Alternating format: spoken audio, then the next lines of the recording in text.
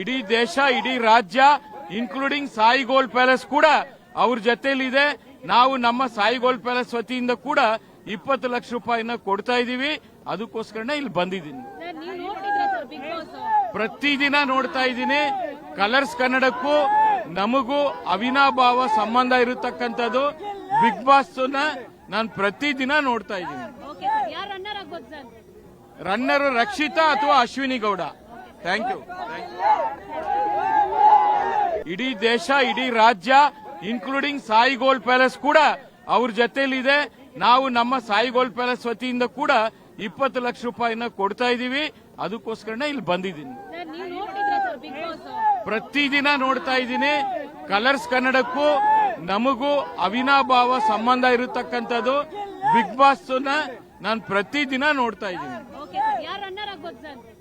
Runner Rakshita ಅಥವಾ Ashwini Gowda. Thank you.